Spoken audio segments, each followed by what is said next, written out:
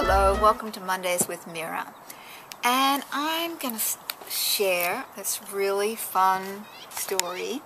And it's a totally whacked out retelling of The Boy Who Cried Wolf. So this book has a wonderful twist. And what's so wonderful about it is, well, I'm going to wait and let you find out for yourself. Once there was a boy named Tim who no one believed. When his mom asked him what happened to the last slice of cake, he told her the truth. It was a ninja, cried Tim.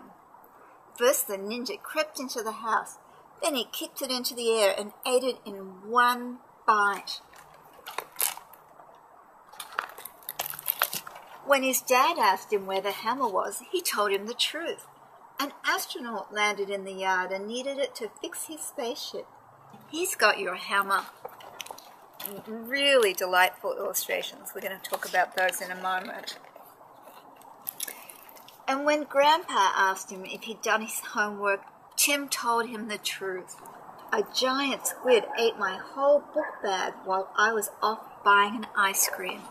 And so it goes with all these sort of outlandish characters. And of course the parents are upset. Tim's parents were very upset with him for telling lies. So they told him to go rake up leaves in the yard and think about what he'd done. But the more he thought about it, the more he thought that maybe he really should lie. Then no one would be mad at him. So we've got a pirate. And we've got a sunburned crocodile parachuting in and destroying the TV antenna. And Tim just ends up taking the blame. Oh, here's a time-traveling monkey. So there are all the iconic elements that little boys would love, and many little girls too. Monkeys, astronauts, sunburned crocodiles. And so when his parents ask him about these things, he decides if he told the truth, he was in trouble, and if he lied, he was in trouble.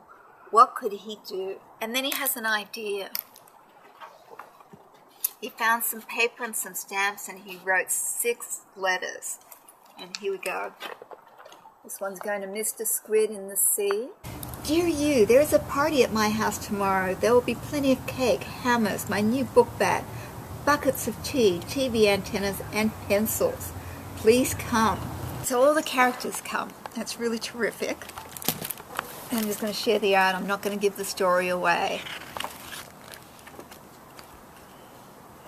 Oh, it's hard not to. But I'm not going to give it away. I'll just show it in the pictures. And they have a groovy party. Oh, I love this. Check out Grandpa juggling his false teeth. So anyway, it has a really wonderful ending that I'm not going to completely give away. And I want to shift gears now and talk a little about the art, because it's so delightful. Often on page 2 or on page 32, it will say what kind of mediums the artist used. And just as I suspected, what the artist did here is they drew initially in pencil, or he or she. Alex is ambiguous, which is kind of nice. And then scanned it in and then colored it in Photoshop. Now, based on some of the textures, particularly the leaves on the grass, it could be that he scanned some watercolor texture in there, but it could also just be straight on Photoshop, having areas be less opaque or more transparent. Opaque means that you can't see through it, and transparent you can see through it. And here, one of the things that makes this book so incredibly charming in terms of the illustrations is the way that he works with shadows. So if we just look at this spread here, we see there's a shadow consistently throughout the book of one side being darker and one side being lighter on the little boy. And this could be just a cool visual effect, or it could also be the struggle between whether to tell the truth and whether to lie. that sort of duality that this book presents at times.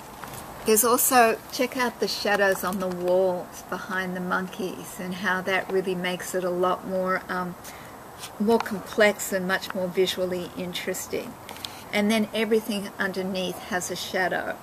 And all the shadows are totally stylized. It's a very, very stylized book. And it has a very contemporary look, including the lettering, which is like hand lettering on the front. So I just want to say thank you, Alex Latimer. Thank you, Peach Pit Press. And I love this book, The Boy Who Cried Ninja. And I don't think I did it justice. But one of the things that, as I mentioned in the beginning, was that one of the things that's so lovely about this is the way he really amps up the humor.